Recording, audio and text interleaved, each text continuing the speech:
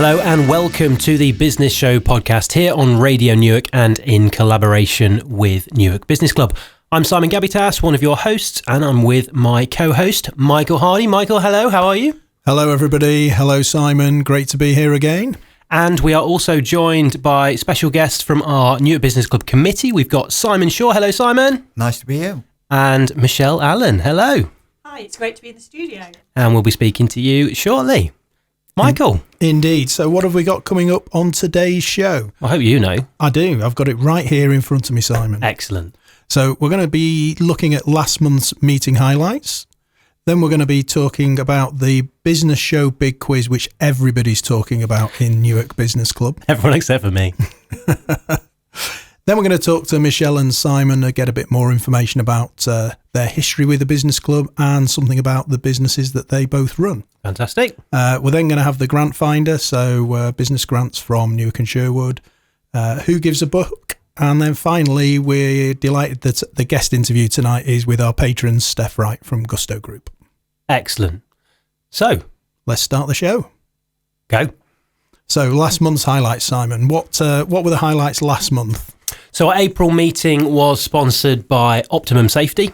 We heard from Chris Owen, who's the managing director, and he gave us a bit of an insight into kind of who they are, what they do. So they are health and safety experts, they're consultants. And I suppose he kind of described them as health and safety with a bit of personality, which is nice. We know the black and white kind of side of health and safety, but they like to kind of bring a little bit of personality. So he mentioned some of the on-site and online training that they do as well. So yeah, an insightful sponsor slot that. Yeah, it was also good to hear his background and how he used to be stuck in chimney breasts and down wells. Yeah, absolutely. He got out of them, thankfully. Hearing how somebody has been inspired to build the business they have is always a great opportunity when we do those things. So, yes, indeed. And like I say, it came with a bit of personality, which is always good.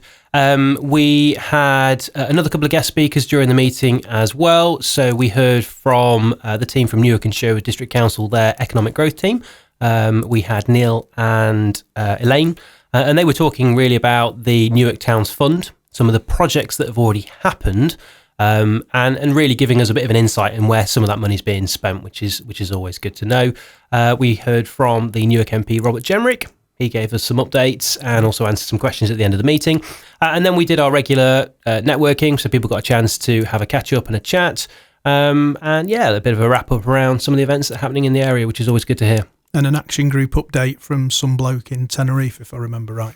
Well, I think, the idea is that we just want videos from you, Michael, from various places in the world. So, yeah, let's see what we can do next. Fingers crossed. Yeah, well, wait for the next one. The May meeting. Look forward to where I'll be for that video. Probably just in the other side of the room, but just on video, just because it's easier to do it that way. I did get a bit of grief for that, for being in the room and yet not on my feet. I think it was just a bit confusing because you actually introduced it and went, I'm actually here as well. And people were going, no, you're on the screen. No, oh no, you're there. You're on the screen. It was good. It was good. So we've got another action-packed meeting this month. And obviously, if you are on the way over to the YMCA to our meeting, then you'll hear more soon. Yeah, and I'll be in the car park. In the YMCA, not in the Newark. Actually in the car park, not on a video in the car park. Yeah, absolutely. Fantastic. Brilliant. Right, on to the big part of the show, the quiz. Oh, the quizness already? Absolutely. And the great thing is you've got two people who can help you. Phone a friend. Yeah. Is that 50-50? Well, the quizzes are available. The question is, if you're phoning a friend, who's your friend?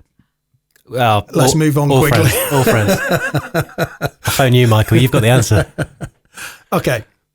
So on the basis that we've got two local finance experts with us, I thought I would ask a question that's linked to finance. It's a good idea. And obviously we're talking to business owners in the region. So what is the most important for a business owner? Is it A, cash flow, B, turnover, or C, profit? Cash flow. Correct. It should be. Yeah. That's the plan. Not revenue, not turnover. No. And I think, obviously you need money, you need cash. Profit's great, but without cash in the bank and being able to spend that cash, then you really are struggling. Got some stats that I thought I'd share. 52% of small businesses experience late payments, which is a huge, over half the businesses that we all work with getting late payments. And that has a real issue. And the impacts, FSB, so the Federation of Small Businesses, I think we can use their online reports. They talk about 37% run into cash flow difficulties. 30% of these are forced into use an overdraft, which obviously increases cost of running the business, usually not then taken into account when they're trying to work out gross profits and how they're actually running the business. 20% actually hit their profits. So because of the fact that they've not got the cash, then they can't generate the profits they were hoping to. And just as a stat, 1 year there was 50,000 business deaths due to cash flow. Wow. And that has an impact on the economy. So the FSB quote £2.5 billion worth of growth that would have been there if those businesses had survived. So just by people paying late. So it's on all of us to be really careful with our cash flow and how we help other businesses and chase that cash ourselves. So. Definitely. That was quite daunting, actually, having you three all stare at me as I answered that question. But yeah, no, what is it I go back to? Is it revenue is vanity, profit is sanity, and cash is king? Yeah, absolutely. We'll go with that. So second question, not got away with it. That So online shopping for supermarkets has been a really important part of their development over the past probably 10 plus years now. And Sainsbury's this week have announced their annual profits. And within that they talked about how their online sales are. So what percentage do you think their online sales are? And I'll help you by saying that 4 years ago, their online sales were 20% of their business. So I don't need to necessarily phone a friend, but I think we should, maybe have a discussion. I think, again, this links to some of the conversations I had earlier today about just the retail high street, about changing behaviour, about how easy it's become to actually go and order something online. So I think more than double. You would think so, but I think more and more people are finding their way back into the stores.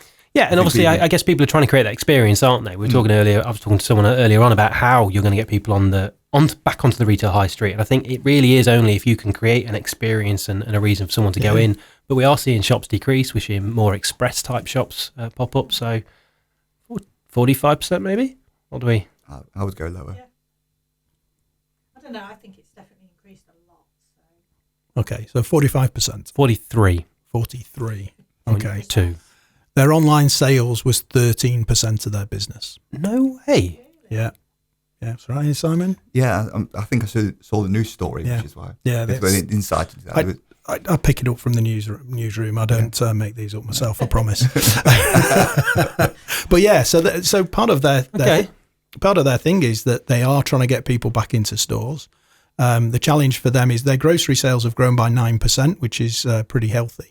And of course, if you think about the online sales, they get quite restricted because people just reorder the same things. Whereas if they're in the store, then they'll browse. Certainly when I go shopping to any of the supermarket brands, my basket's always fuller than what my list intends to be. That's because me and you go when we're hungry. But so, actually creating that experience, getting people back in store is really important for retailers. It was one of those that it was a surprising figure, and I think it does also show that people are trying to get back out and be in stores. So if you create the right environment, then people will come and shop in your store. Good story. Thank you. Okay, so that's the big quiz finished for this month, and well done, Simon. So 1 right, 1 wrong. So that's pretty good. We'll go with that. So now it's our opportunity to meet a couple of other committee members. Indeed. So we've got Simon Shaw, who is from Duncan and Topless, but is also the vice chairman of Newark Business Club. And we've got Michelle Allen from Access Accounts, who is the treasurer for the club. So again, great to see you guys. Thank you for joining us today. Pleasure. When? Then? Pleasure to be here. So we've sort of talked about, obviously having two of you in the room, and two accountants, so that's always a challenge. So we sort of did give you a bit of a heads up on what we'd like you to think of and talk to and share with our audience. So the first thing is actually you've both got really good long experience as being part of the business club. So maybe you can share about your journey with the business club. Yeah, certainly. Thanks, Michael. Well, we're on our 7th venue that I know of. Started at Brace many years ago, and via Gusto's and the Atrium and various other places along the way, and we're now at the wonderful YMCA. Which is a great venue. Certainly is, yes. And what about your own personal journey? Because you've been part of the club for quite a while, Simon. Yeah, probably going on for 22, 23 years now, somewhere around there. 7, 8 chairman. So Simon, you're the latest to come through. I think 9th, I think I heard. You're the nice chairman, 8th I've known. So Okay. yes, yeah. So we're getting through them at this rate. And how long have you been on the committee? Probably for about 18 or 19 years now. So started off doing Michelle's role as the treasurer, and then moved up, sideways, whatever you want to call it, to the vice chair. Which is amazing. I mean, that many years of being part of the club and helping, and volunteering, as we all know, is a challenge at times. So the efforts and the longevity is really appreciated. And I know from Simon and I, who are still relatively new into the committee, you bring a lot of experience that really helps us. So it's great. And I've said it on the podcast before, but actually it was my first meeting that I was chairing, and and the sponsor pulled out, and I was away on holiday at the time. And I rang Simon, and Simon was just so calm about it. He went, "Don't worry, we'll sort it." And I just, it was one of those moments where I thought, right, okay, and we did. And I mean, I did say to him, "Has this ever happened before?" And he went, "Oh, probably not in the last 18 years, but." But we did, and Simon's great in that respect, because actually we did come up with a solution and that worked. But certainly I think for me you've been a massive help in my role as well, and as I've got used to everything certainly over the last 12 months. So thank you very much for that as well. That's very kind of you. Thank you, Michelle. I've been trying to remember when I actually joined the committee. It was part of my bio on the website. Yeah. I can remember I became chairman back in 2013, because I can measure it with the fact that I stepped down the beginning of April 2015 and had a baby about 20 days later. So I joined probably about 5 or 6 years before that, came to the club, joined the committee. James Fountain was chairman and convinced me into being vice chairman. Little did I know his longer term plan. There was a plan. So then I was chairman for a number of years, and I was part of the move from the showground to the Everyday Champions Centre when we moved there. So that was kind of the big thing that happened under my reign. And then with having a baby, I did step away probably for 3 or 4 years, and then took over Access Accounts. And after a couple of years doing that, thought I'd like to get back in there. I'd like to join the committee again. And thankfully, the committee agreed to have me back. So I rejoined and became treasurer a couple of years ago. So it's been an interesting term. Yeah. Yeah, no, but great to have you back. And I think, again, I've always said we've got a wealth of experience, skilled people on our committee, and we're blessed to have that. I speak to other business clubs in and around the region, and, they often kind of go, oh, we get, half the people turn up at committee meetings. But I think, from our point of view, we've got a real group of dedicated, committed individuals that make it work. And that's often the case of why, actually, even when people aren't there, can't make, it still runs as a really smooth event. Yeah, I think Simon will agree. In our role, we end up being on quite a few committees in different guises. And it's always interesting. The business club committee works really well together. Everyone has an active part. Everyone gives something to that committee. And that's not always the case with committees. So it's really good to see everyone invested in doing it well. We've got it right at the moment. Don't go anywhere. So that's your role within the business club, but you do have a business to run, each of you. So do you want to tell us a little bit about your business interests? What's yours? Go on, Michelle, you start this time. I'll start this time. So I took over Access Accounts back in 2017. I bought it from a local business lady called Jenny Gadsby. So the business itself has been going for over 20 years. And I'm very lucky that a couple of her staff have stayed on board in that time. We did rebrand the company after a period of time to Access Accounts.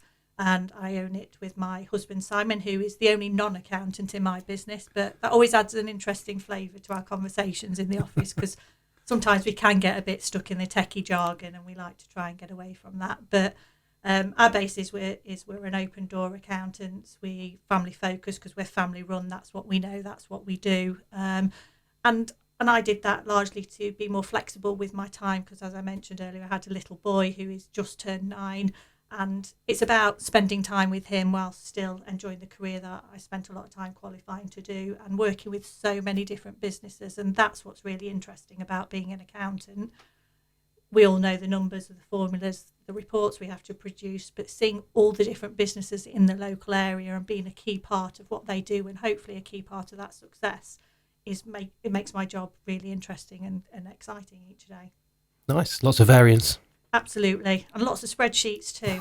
Lots of spreadsheets. You love a spreadsheet. I do. I got a Christmas mug this year in the Secret Santa that tells me I'm excellent, with an Excel spreadsheet on it. So my life is spreadsheets.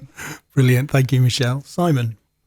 Well, I think they did well selling those mugs this year then, because I got one very similar. So obviously a bit of a theme there. So I've been with Duncan and Topless for the last coming into my 26th year. So I celebrated 25 years last year, and during that time I've seen the business grow and grow and grow, and we continue to do that. And now, although I'm an accountant myself, we do much more than accountancy in terms of helping business, in terms of helping those business grows. And very much like Michelle said, yes, we know the numbers, and you've got to know the numbers, and we talked about cash being king earlier, but really the enjoyable part of it is meeting those different business people, going on that journey with them, whether that be a small business taking its first steps, or whether it be a larger business looking to exit and go into retirement, or even sell on to or even to acquire other businesses themselves. So it's that whole journey that we can help businesses with, not just on the accountancy side, but on lots of other related things that they need to be successful. Great. Brilliant. Well, that's hopefully a bit of an insight into the businesses that you run on your day job when you're not volunteering and with other organisations. It'd be, great opportunity while you are here if there's any, snippets or advice of, the tax. We're into a new tax year, so, new rules, new regulations. Is there anything that you think our listeners would benefit just having a heads up on? Yeah, sure. The biggest change that it's not really a tax, but it feels like a tax in some ways, is the national minimum wage increases that came in this April. And although we obviously want a high paying economy, a successful economy that everyone can share in, but the increase that for some people or some employers was as much as 12%, just a little bit over 12% at certain ranges of national insurance, I think it's a bit of a strain on some businesses, because obviously they're trying to grow their own business, they're trying to provide services, they're trying to make profit for themselves. And I think it is really put a big challenge in this coming year, that large increase in the national minimum wage. And what people often forget is that the people above that national minimum wage look down and go, well, you've had 10%, you've had 12%, where's mine, please? Yeah, absolutely. So it's challenging, and I think it's important that employers do stay abreast of those changes, make sure they're complying with those changes, because it is the rules, and we've all got to work within that environment. No, you're absolutely right. And I suppose coming from a recruitment background, it's something that we've had to have a lot of reviews and chats with clients around, and some that generally didn't realise that was happening. And when you've got a lot of staff who are paid similar to that amount, it suddenly makes a big difference. But the bit that, like you've just touched on there, Simon, that companies don't always think about is that next level up salary banding, who, like you say, the difference is not much now. So it's right, what happens to that role? And obviously it starts to push other things out, doesn't it? So yeah, and employers, people look and go, well, it's £1 and a penny or whatever, but it's the NI, it's the pension contribution. It's so much more than just that single figure on a payslip. So it has a bigger impact on a business owner. Absolutely, and kind of something to help people monitor that is, it's not coming in right now, but April 26 is something called Making Tax Digital.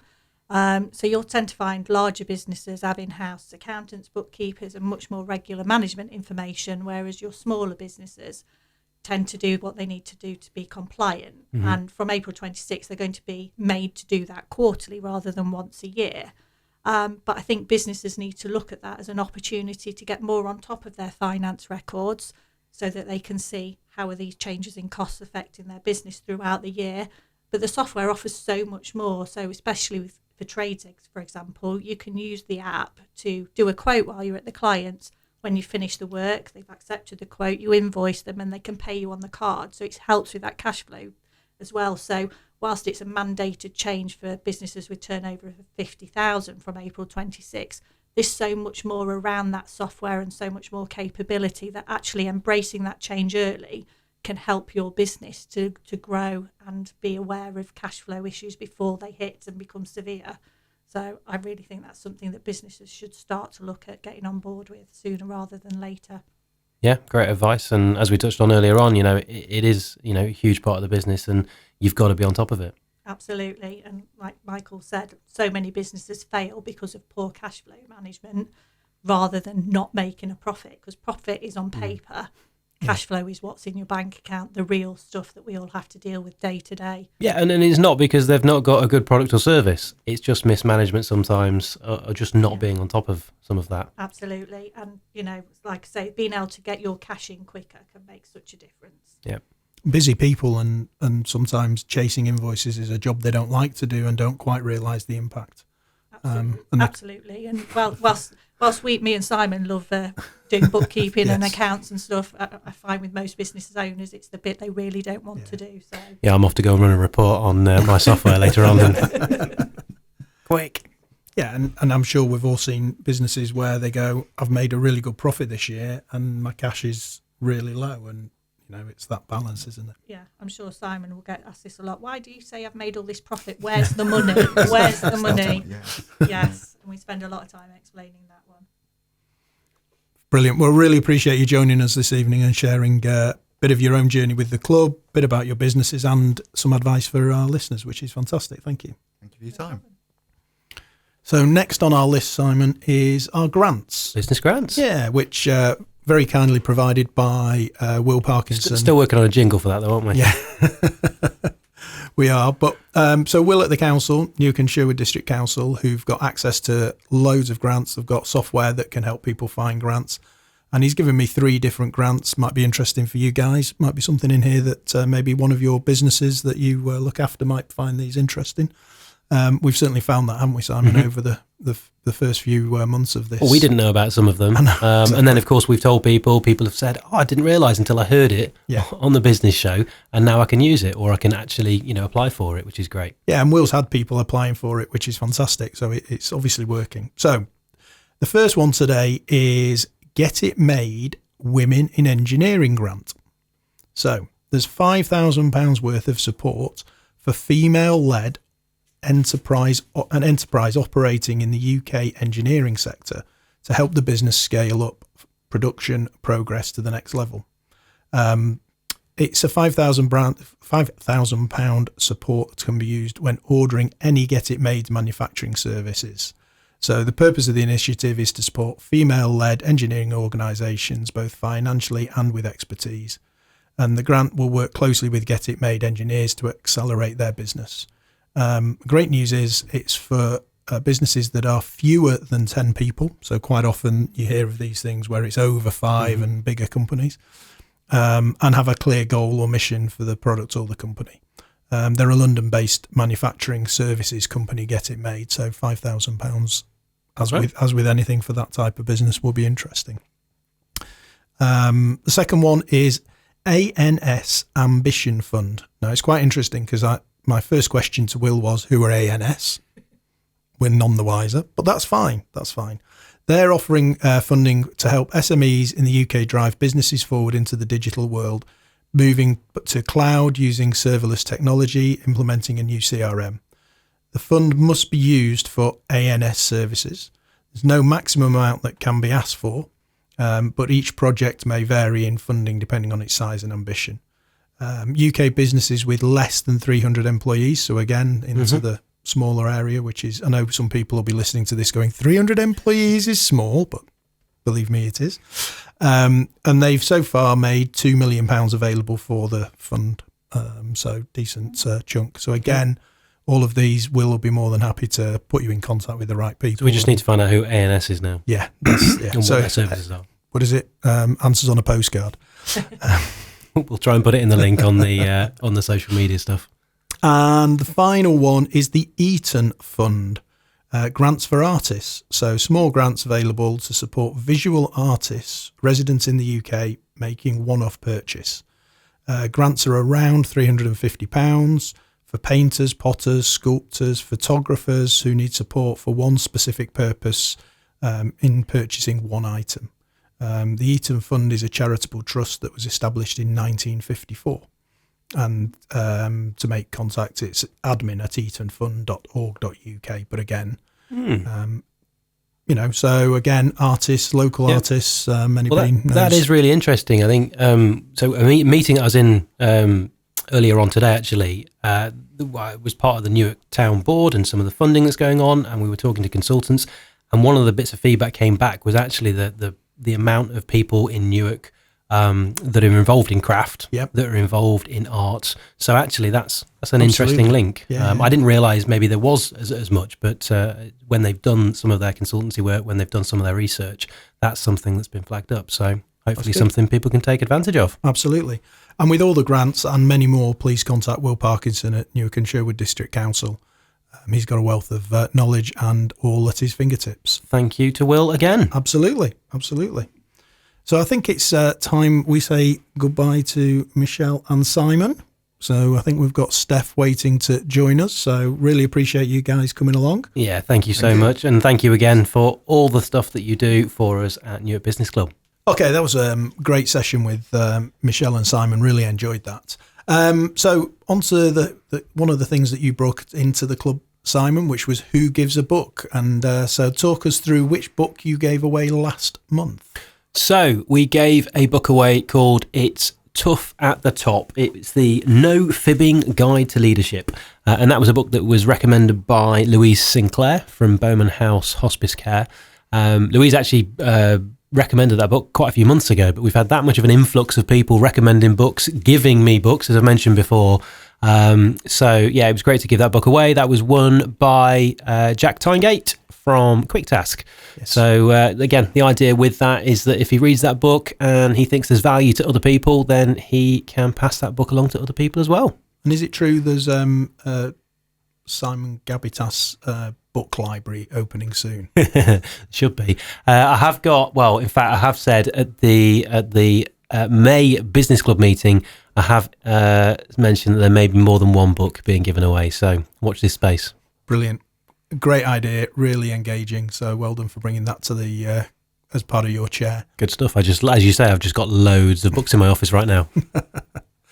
Great stuff. Well, we've now got our patron interview. So we're delighted that Stef Wright has joined us from Gusto Group. Hello, Stef. Hello, guys. Hello. Great to be here in this wonderful studio. How are you? I'm all right, actually, after a couple of weeks of being ill. So. Of course, yes. You haven't one at all. Very rare for me. I dodged COVID for 4 years and then it got me back big time.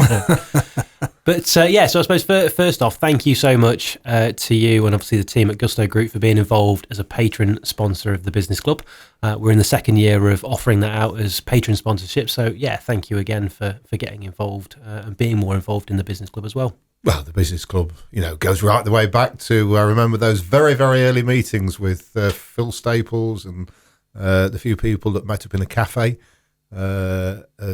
25 years ago? Go on. Wow. So, I think it's 23. So we should probably meander through that journey then, Stef. Well, I won't meander through the journey, but I'll just take you back and we'll jump back to the present day. But I think what the Business Club has been really good at is continuing to innovate all the way through.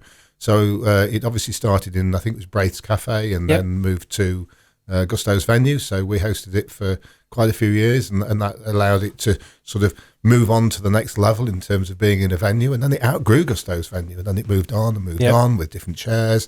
And I think every chair has brought something new to it. And I mean, sitting here in the studio today is another perspective, another angle that the Business Club has brought in. So, I think taking my hat off to everybody that's put their hands in the air and taken up the challenge of the chairman chairman's role or the chairperson's role of the business club. I think my hand was thrust into the air by someone else at the time. But, keep it up for another year. But yeah, no, it is good. And again, it's kind of, we're continuing that innovation. We're pushing forward. We're trying to deliver value for people that want to be visitors to Newark Business Club, but also to the patron sponsors. Radio Newark as part of, them being a patron sponsor as well. Great to get involved with them and learn about this as a place and where we can, and for businesses actually to see this as an opportunity for them to use this type of media in all sorts of different ways. So, that enthusiasm that's been breeding success in Newark. Phil didn't tell me, though, that this was actually going to be filmed. When we first spoke about it, he said, podcast. And we went, this is a good idea.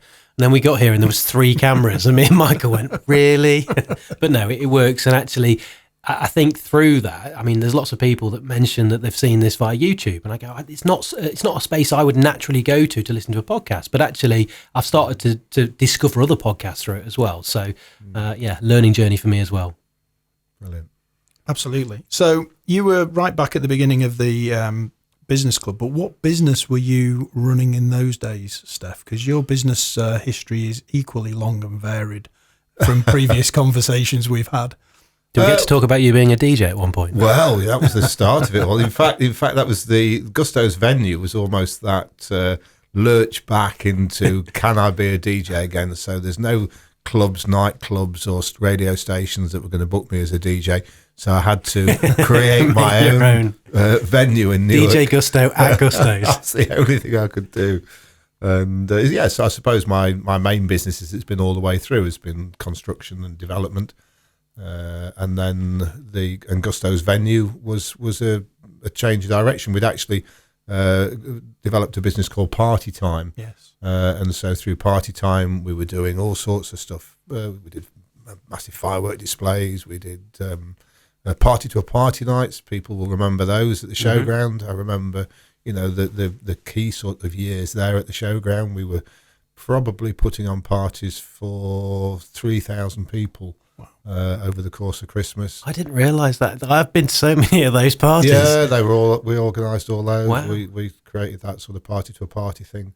So we did lots of stuff with Party Time, and then opened our own venue. And to be fair, people have very fond memories of the venue. I think it just did bring a lot of people together that were sort of business people. It was all about bringing business and pleasure together. That was the idea of it. Did it work as a business? No, in reality, it didn't. But was it good fun doing it? Yes, it was, and we learnt a lot from doing it. And I think that's what you do in business. You will fail at some things, or some things just won't quite get off the ground.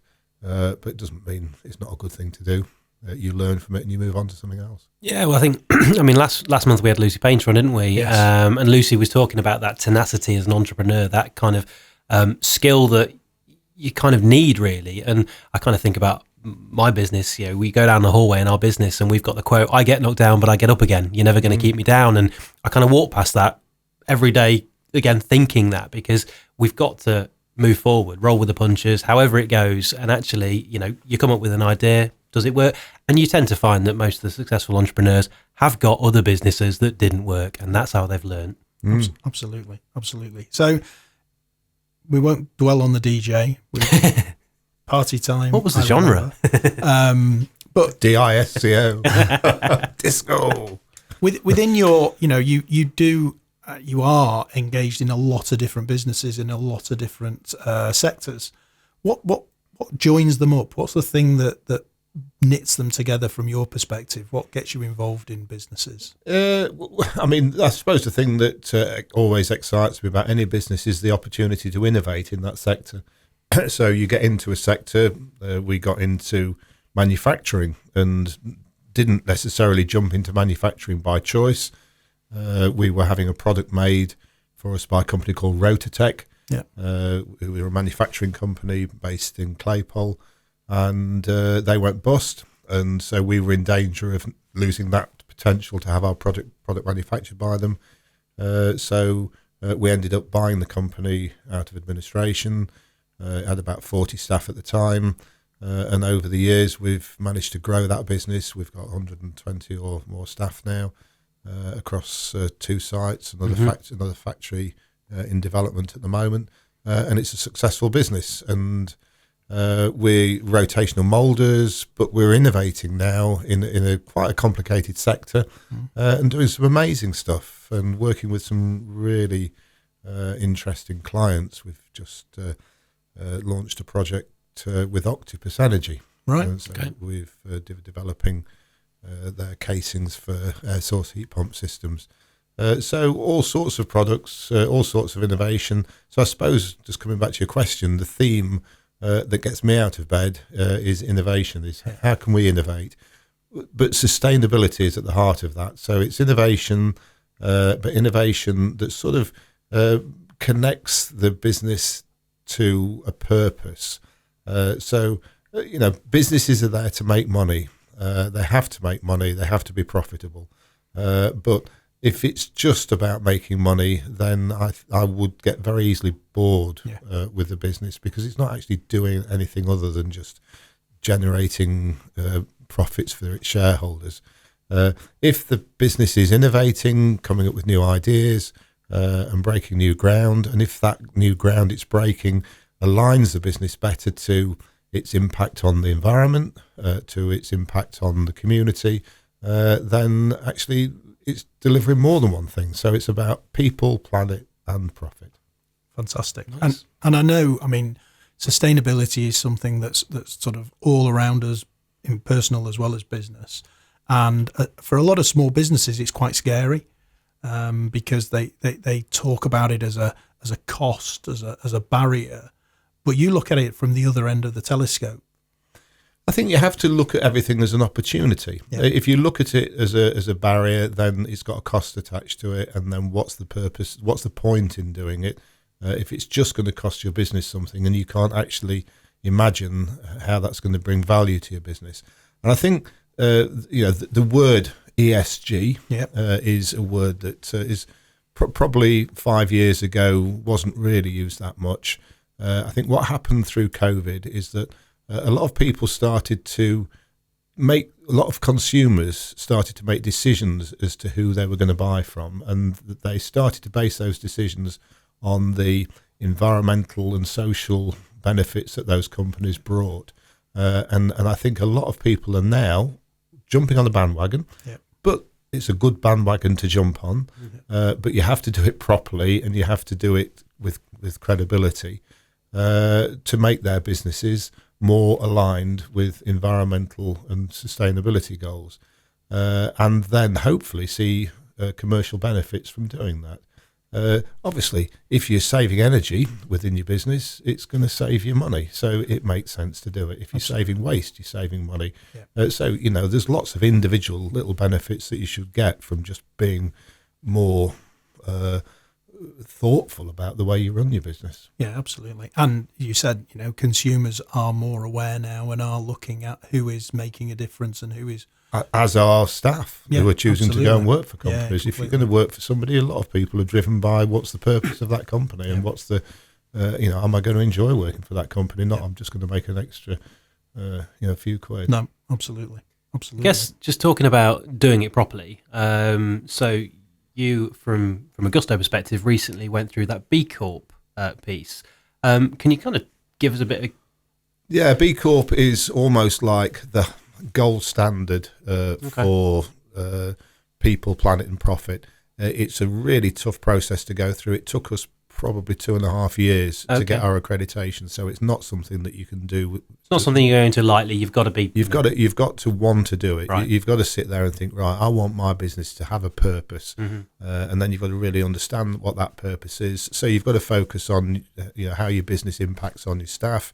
So all your HR stuff, how you're looking after your staff. If you've got a diverse group of staff working for your company, what's your decision-making processes. You actually have to embed a policy into your memorandum of articles, so into sort of company policy that says that your decision-making process won't just focus on bottom-line profit. It will focus on people, planet, and profit. So you should...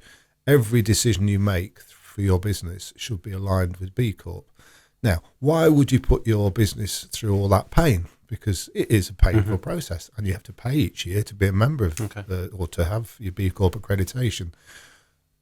The commercial reason, I would say, is because B Corps are starting to work together, starting to use each other in their supply chains.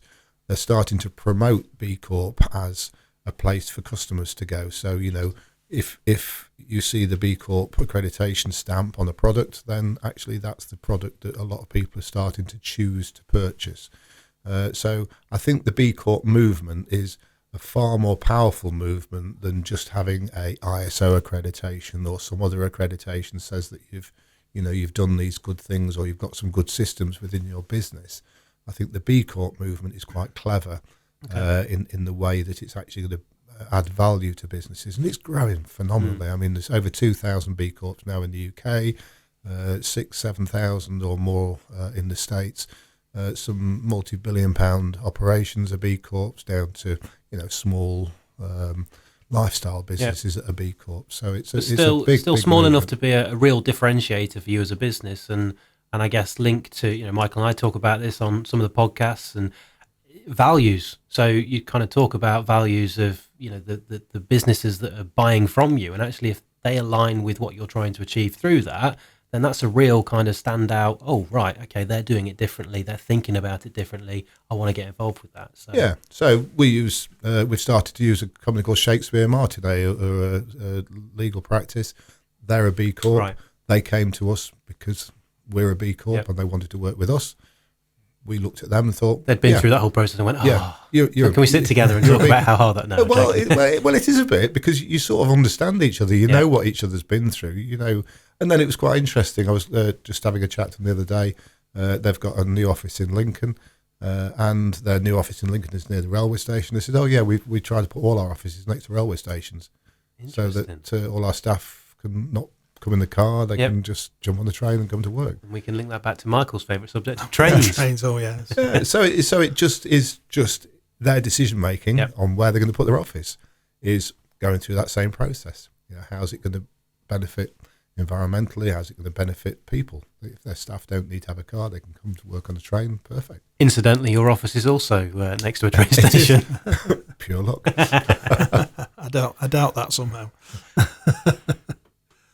So B Corp's really important, and that sort of community that does. What other areas of your business empire, as if I can call it that, Stef, are you sort of working? Well, we've got our Rototech business, which is doing some really interesting stuff. That's a manufacturing company. We've got our house building company, Gusto Construction. So we're doing more partnership work now. So we're looking to work with other either high net worth individuals who want to do residential property development, with landowners, with local authority. We're doing quite a bit of work now with Newark and Sherwood District Council. We're looking to do more work with RSLs, which are social housing providers. So we're working in partnership. Our vision for the company is a sustainable future built through partnerships. So we're very much about partnership working. We've got an architect's practice. We've built our nice new offices in Collingham called Gusto House, but it's not just our offices. We've tried to make it a real hub for the community. So we've got our allotment cafe deli down there. We've got a gym that's opened at Christmas time down there. We've got a studio, so we have events down there. We put on our own events, things like the AI Club, which is a fantastic club. If people want to come down to our next AI Club meeting, which look out on social, we'll put it out somewhere. I think it's in about 10 days' time. When you hear this, it's the following week. I think it's on the Wednesday, whatever date that is. So the AI Club. I mean, AI is just such an amazing technology that's coming in, real tool that businesses can get hold of. There's so much opportunity again for innovation when new technologies open up, and so I'm really enthusiastic about businesses grabbing hold of this technology, being open, sharing information with others, and we all go up a learning curve. It's about us all raising up. It's not about having a mentality where your business wants to beat everybody else just to get ahead and stand on everybody else as you move ahead with your business. It's about us all in this area, all lifting up, all learning together, and becoming more successful. And through that, we'll all succeed. So, there almost is a selfish vein that runs through that. Yeah. But it's an understanding that by sharing knowledge and us all growing, then we all benefit from it. Yeah. And you're doing that in partnership with another company as well, aren't you? The AI Club. Other people that are involved in delivering that and helping you with that? Yes. So every month we put on an AI Club meeting and we get people down that explain what they're doing, how they're using AI, and then it's very much an interactive thing. So we try to get. I think we have about 20 people that come down to the AI Club. Anybody can come. I think it's £8 to come down to the meeting, and it's about people sharing knowledge. So if you think about it, everybody's using AI in a different way. So even if somebody's using it in a very simple way, that they might think, well, this is very obvious. We've been using it like this for the last 6 months. Other people are going to sit there and thought, I've never used it like that before. So it's all those different use cases, and by everybody listening to each other, we all sort of grow and learn. We all grow and learn. And with all new technology, that's really important, isn't it? That sharing and trial and error and working out how it can impact you. And not being fearful of technology. Absolutely. I think a lot of people are fearful of it. And a lot of people sit there and say, oh, yeah, I know all about AI. I've read about it in the paper and it can do this and it can do that. And I say, have you actually played about with it? And they say, well, no, I haven't played about with it. Well, I've just heard that it could do this and that to my business and it's going to put us all out of work. Yeah. Well, it won't be the AI that puts you out of work. It's the fact that you haven't engaged with it and other companies that are in your same sector have engaged with it. And then they've just got more efficient, done something else with it. I think it kind of comes back to be, evolving again, doesn't it? So, someone's always going to evolve, and actually if you don't keep up with other people, then you get left behind. But there'll always be opportunity for people utilising that technology, and actually if you move forward, then you'll make opportunities for other roles, other jobs, other tasks for people to do. Yeah, and you'll be able to spend a bit more time being creative, because actually, the creative part of business is so important. We were at a meeting today with the Newark Town Fund Board talking about the next 3 to 10 years of investment in Newark. And I think one of the interesting things, when I say we were there, me and Simon were there, and I thought one of the things that was focused on during that meeting is the need for the entrepreneurs, the local business people, to lead on the future of Newark. Now, that doesn't mean that all of a sudden it gets taken over by local business people. What it means is that there's value seen in the type of thought process that local business people have, because we have to be creative. We are creative people around business. That's why we're successful, because and it's a joined up approach, isn't it? You talked about collaboration, you talked about partnership. It's a joined up approach, and it's using people that have got those creative ideas, channeling it through, whether it be a fund or whether that be infrastructure that the local council might have, but it's working together to deliver something that's going to deliver results for everyone. Yeah. So you've got this machine of Newark and Sherwood District Council, which is good at being a machine, but is not necessarily set up to be outside the box, an innovator. Yeah. And they'll admit that. They'll say, no, that's not our job, really. Our job is to be a good, reliable, honest machine that delivers stuff and hopefully does it efficiently. Now what we need, if we're going to reinvent what Newark's going to look like in the next 10 years, let's get a lot of creative business people around, and let's get people from the arts and culture in there as well. It doesn't necessarily just have to be business people. Yeah. It's people that can think outside the box, people that are going to think differently. And I think if we can tap into that, that is how Newark will really step up to the next level and do something different, do something that hasn't been done before. Yeah. Yeah. Sounds good. Yes, and there's so much going on in our business community, isn't there? And one of the things that we're now into judging on is the Newark Business Awards this year. And I think you were successful last year. Were you successful? A couple of years ago, I won the Business Person of the Year. Very good. It was a nice award to win. And this year we are judging the innovation category. Fantastic. So yes, we'll be there. It's in my diary, and I'm looking forward to an excellent night out. It is, and it's another example of the business community coming together and certainly being involved in it as you have been, and I know Simon is. You are reminded about the breadth of businesses that are in our community and the different sizes and scales and sectors as well. So it's, and I think going back to what we started this conversation with, which is the Newark Business Club. The Newark Business Club has been very, very successful in bringing people together. Yeah. I do think the Newark business community, does stand head and shoulders above a lot of other similar sized places, and I think it's about the communication that we've created through things like the Newark Business Club. Yeah, I think it was last year after the business awards that we asked people that were members of the Newark Business Club to bring their awards in, if they were a finalist, if they were a winner or highly commended, and I think there was like 13, 14 people. That were part of that were part of the Newark Business Club. And again, what's interesting, I know, Michael, you run a few workshops around it, it's encouraging other people that they are good enough to be part of those awards. It's this, I'm not sure, is my business strong enough? Are we good? Actually, listening to you, Kevin, who sits on the committee for us as well, Kevin was running some workshops about the idea of, being confident enough to put your name forward. And even if you are a finalist, then go and enjoy that evening, because you will share tables with like-minded people. Yeah. If you get to share a table with Michael Hardy, he will also provide silver service on the table, Absolutely. which is one of my highlights of the year. Wow. You're missing out there, Stef. You are missing out. But it's just speaking and spending time with other like-minded people. And who knows, it might just be a good conversation. It might be a confidence booster. You might even create a new business with someone. So it's those conversations and networking that's great. Yeah, that's true. And you've just got to make that opportunity to network. And like you said, the Business Awards is another great opportunity to network. Absolutely. I think it'd be remiss of me not to talk about some of the other passion that you both have, actually. But Stef, football.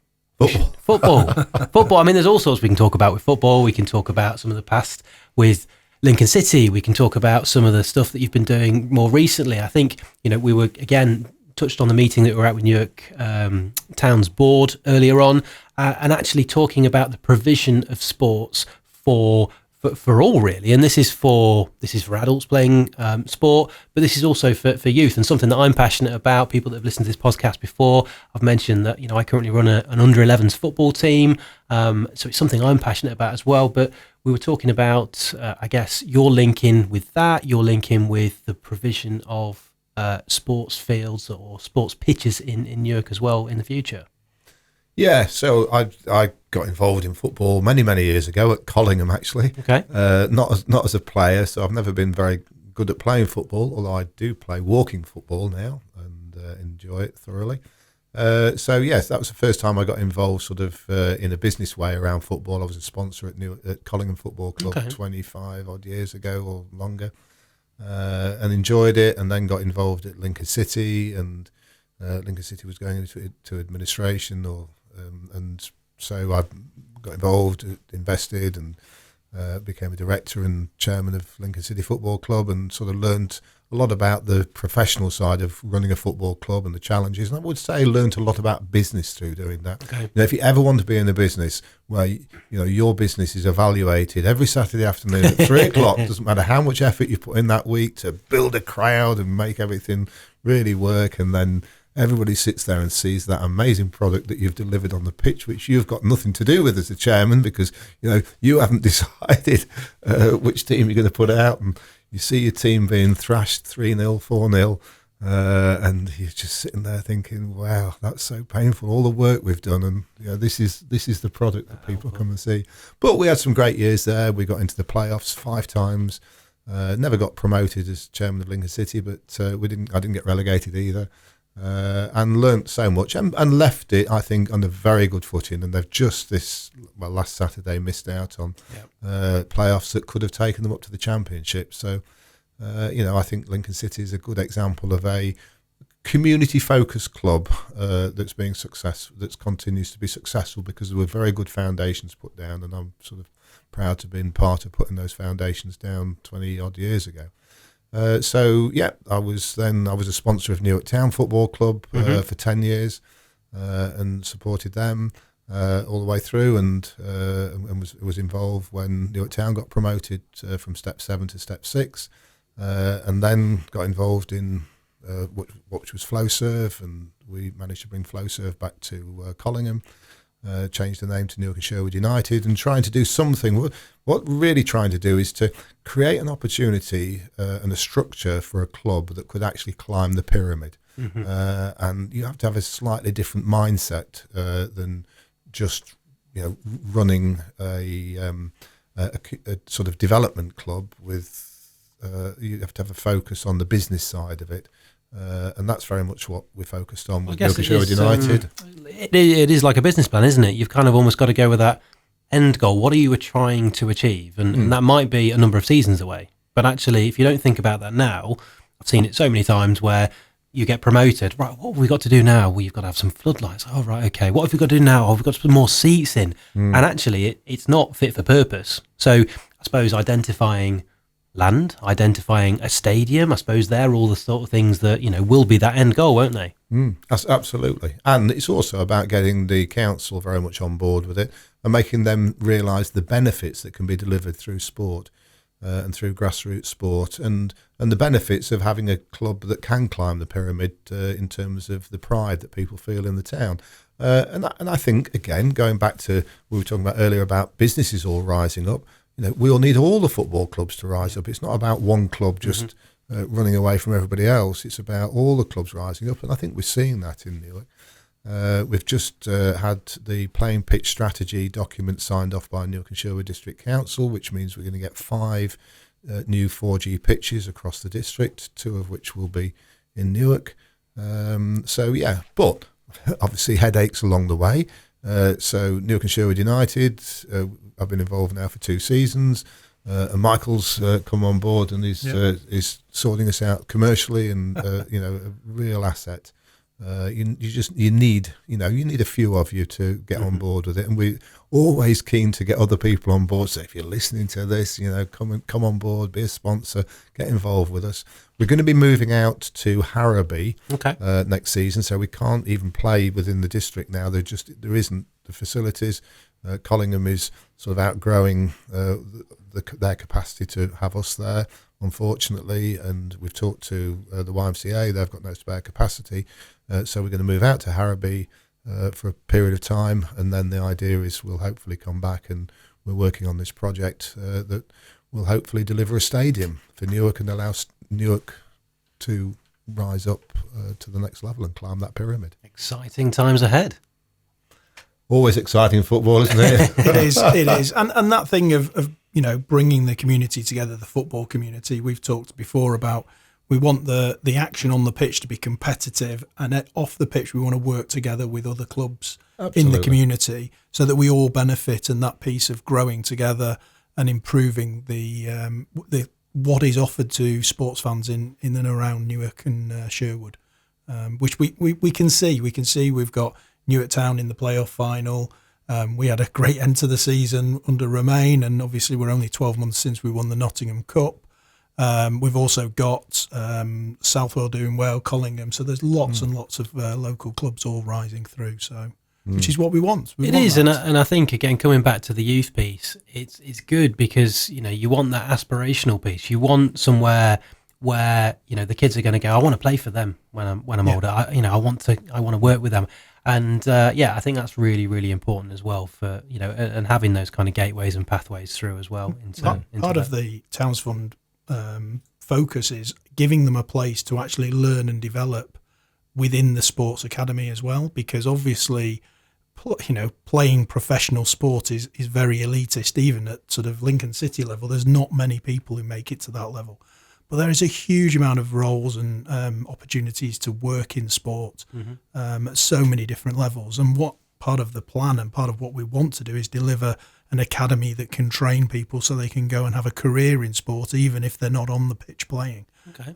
So that's a very important part of our challenge going forward. Yeah, and that's working in health and safety in sport. Commercial grounds maintenance, physiotherapy. There's so many professions in sport. And a great opportunity for people that that are not necessarily cut out to be elite sports people, but actually want to work in the industry. Looking at me when you say not cut out to be an elite sports person.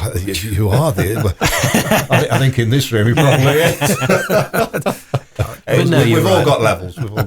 You're right, and it is that business piece, and it is all the extra stuff that goes around to create that football club and all the different roles. So, yeah, I guess it's also there. That sounds really fascinating. That there may be people that actually go, yeah, I'm not going to be a professional footballer, but what I do want to do is I want to be involved in that industry. Yeah.